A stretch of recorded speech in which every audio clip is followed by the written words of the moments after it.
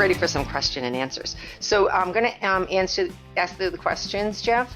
And if you need clarification, just ask, because the listeners are all here, so they can chime in if they need to. Brad is asking, do you have cost and ownership data for other geographical areas? So he's asking, do you have it for EMEA or APJ in addition to North America?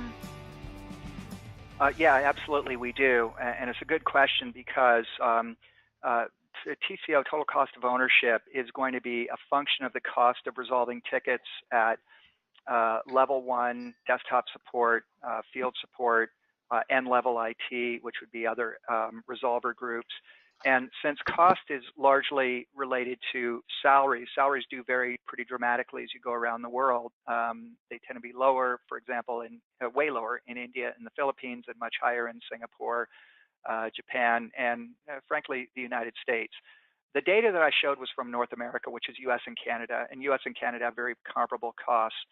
But if you go to some of the lower cost countries, the numbers are going to look very different. And if you go to some of the higher cost countries, those numbers are going to look very different. So on that shift left diagram, what's the total fully loaded cost of resolving a ticket at level 1, desk side support or desktop support, field support, and so on? They do look different by geography, and we do have those. So what I would suggest is, if you're interested, I don't know if we publish those on our website. If you're interested, I think the name was Brett. If you're interested, Brett, we can get those to you. Just let us know at info@metricnet.com. But yes, the cost, TCO, total cost of ownership, will vary depending upon which region of the world you're in. It'll even vary in North America, for example. If you go from a low-cost region, for example, in Biloxi, Mississippi versus, say, Santa Clara, California, it's going to vary pretty dramatically just because the wage rates are so different. So that TCO slide is going to vary. The cost numbers on the TCO slide are going to vary on the shift left slide based upon where you're located. Thank you, Jeff. Greg has a couple of, well, he has a question, but he also has a comment. And his comment is, cost avoidance and cost reduction is not revenue generation. Do you want to comment on that? So there was cost reduction, and what was the other one? He's saying cost avoidance and cost reduction is not revenue generation. Yeah, you're absolutely right about that. It's not revenue generation, but it still contributes to ROI. So you may recall on one of the very first slides I talked about profitability. Profit is equal to revenue minus cost. So if you're generating more revenue and keeping your cost constant, your profits will go up. But if you're looking at ROI, which is some financial return based on some investment, cost reduction gets you that positive ROI. If I can reduce costs for some investment, assuming that the cost reduction is well in excess of the investment, that gives us, ROI of above 100%. Cost avoidance is oftentimes a hard thing to quantify. For example, if you're participating in disaster preparedness and recovery drills, what is that worth? What you're trying to do is avoid costs that might happen if there's a big outage by figuring out how do we recover very quickly after an outage. So what is the cost avoided if you do something like that? So some cost avoidance is very difficult to quantify. Others, like the root cause analysis case study I went through, you can actually quantify more easily what costs were avoided. We went through some root cause analysis. We figured out a way to reduce tickets. And as a result of that, we saved some money. So there was costs avoided, which is the same in that particular case of cost reduction. So you're right, it's not revenue, but I'll still take it. Cost reduction, cost avoidance are return divided by whatever you had to spend to get that avoided cost or to get that reduced cost. So whether you get higher profits through revenue growth or lower costs through cost reduction, cost avoidance, either one is good for the organization.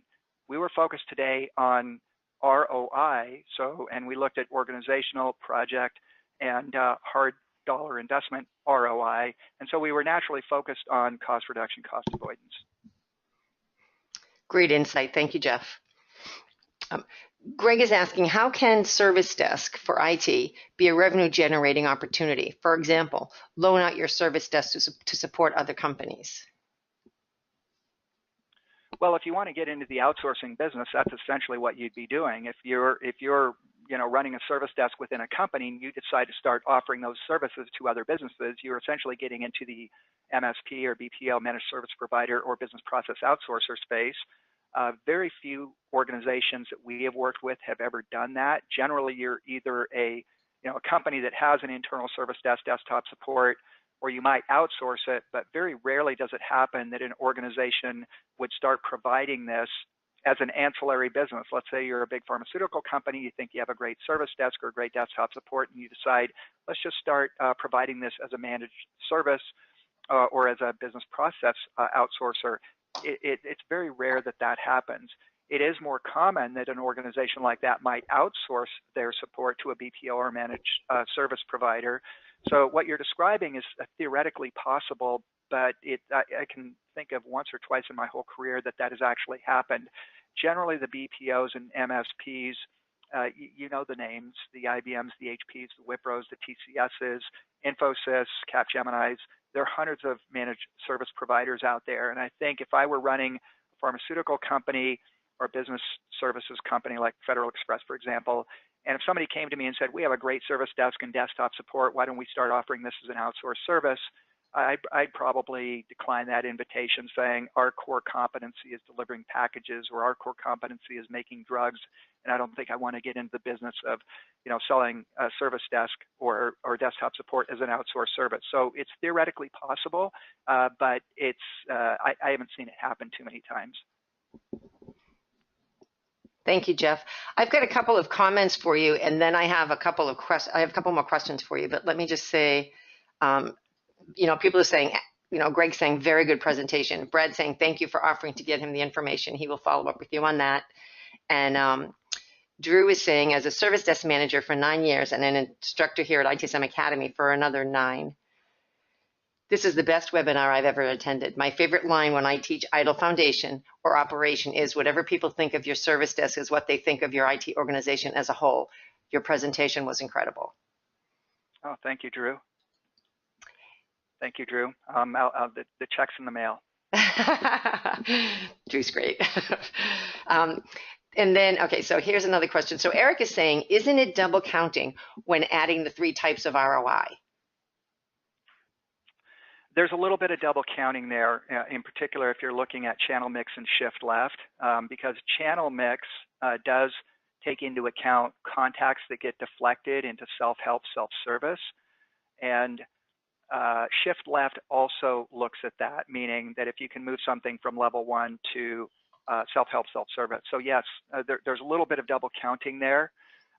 It can be more or less significant, and we're aware of the fact that we may be double counting, and there's a way to take that out. We can either, for the channel mix ROI, we can eliminate the R component, return component from the tickets that get pushed into self-help, or on the shift left ROI, we can eliminate the component of shift left that comes from pushing tickets into self-help. So you're right about that. And we're aware of the fact that there is some double counting there. And when we do the ROI calculations for our clients, particularly on self-help, self-service, we don't want to count it in both shift left and channel mix. And so we will subtract it out of one or the other so it gets counted only once. Okay, well, that's fair. That makes sense.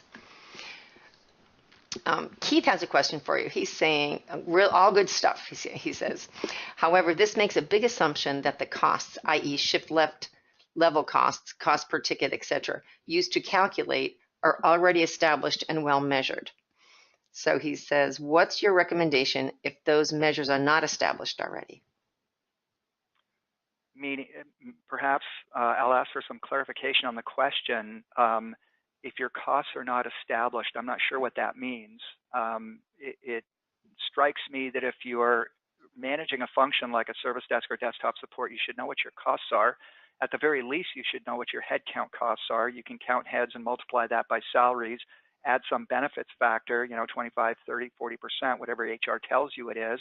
You should at least be able to come up with the human resource cost, which is 70% of the total cost in service and support. So I guess I'm missing the premise or thinking the premise seems unusual that you wouldn't know your costs. Why would you not know your costs? And if you don't, they're pretty easy to get your hands on. So Keith, I'd ask you for a bit of clarification on that, because clearly, if you're going to calculate an ROI, you got to know what your own costs are. If you don't even know your own costs, you're not going to be able to come up with an ROI calculation. So perhaps you could elaborate on the question a little bit and help me understand, or maybe I've already answered the question. If you don't know your costs, you should know your costs. At the very least, count heads, multiply it by salaries, add the benefits factor. That gives you your head count cost, or your personnel cost. And then if you want to get a good approximation for what the total cost of service and support is, just multiply that number by 1.3, because your personnel represent about 70% of your total cost. So if you're trying to get from headcount cost to total cost, there's a rough approximation you can do by multiplying your headcount cost by 1.3. But it seems to me that everyone should at least know what their costs are, and you should know what your cost per ticket is on a monthly basis. So help me understand if I'm missing something here, if I've missed the premise of your question. Okay, he's saying that's what he was looking for. Okay, yeah. So it's just counting heads, multiply by salaries, add an uplift, or if you really want to go through the detail work of figuring out what your facilities expense is, your travel, your training, your office supplies, your telecommunications and technology expense, you can add all those onto it, and then you would divide that by your monthly ticket volume or your annual ticket volume, depending upon whether you're looking at monthly costs or annual costs. But we encourage doing a cost per ticket or cost per contact evaluation on a monthly basis so that you can trend your costs over time. That way, if you know your costs and you start shifting left and you know that your desktop tickets are $100 each and your level 1 tickets are $15 each, anytime you eliminate a desktop ticket, $100 ticket, in favor of a $15 ticket, you're theoretically saving $85, although that's not quite true, because you have to move enough tickets to the left to justify headcount changes. And you know, let me just state the obvious, because I didn't address it directly. When we're talking about cost reduction in service and support, typically we are talking about headcount reduction. Okay, it's not a pleasant topic.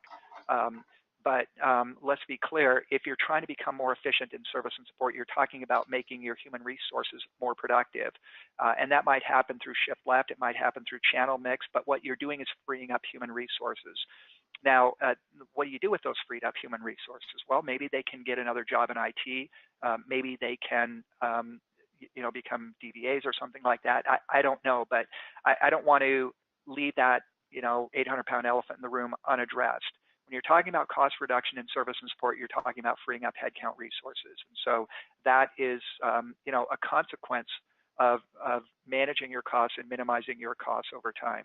Now, most service and support organizations have turnover high enough to where if they figure out a way to reduce their headcount by 5 FTEs, for example, in desktop support, the attrition will take care of that, meaning that we don't have to lay anybody off. We just don't backfill on the next 5 people that leave desktop support.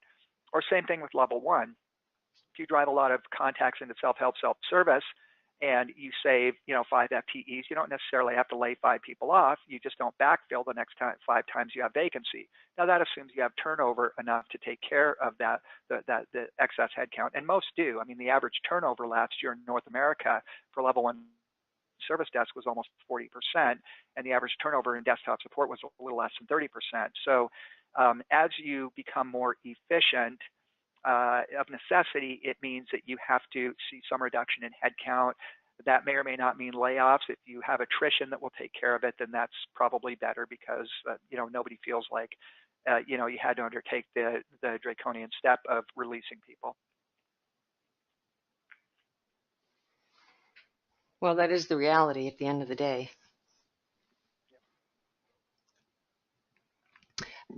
Matt said, awesome, all caps presentation. Just wanted to pass that on to you. Thank you, Matt. Mm-hmm. And Greg came back in. He said, you know, many organizations don't track costs at that level. Mm-hmm. So he said there is a foundational assumption that the IT organization knows what its costs are, but he said that's not necessarily the case. Yeah, I mean, when we do assessments or benchmarks, one of the very first questions I ask is, you know, what is the morale like in this organization? Because we found that morale is a bellwether metric. And if morale is good, generally everything else will take care of itself. It's not quite true to that extent, but generally if you have a high morale organization, meaning that job satisfaction is managed at a high level, then everything else is going to take care of itself. But the second question I ask is, what is your cost per ticket? What is your monthly ticket volume? What is your customer satisfaction? What is your first contact resolution rate?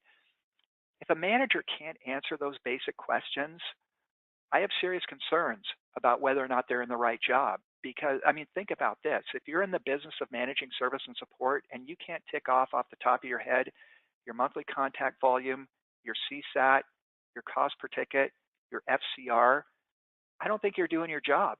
And I don't think it's too much to ask for a service and support manager, whether it's at level 1 or desktop support or some hybrid level 1 desktop support organization, to be able to have those figures at their fingertips.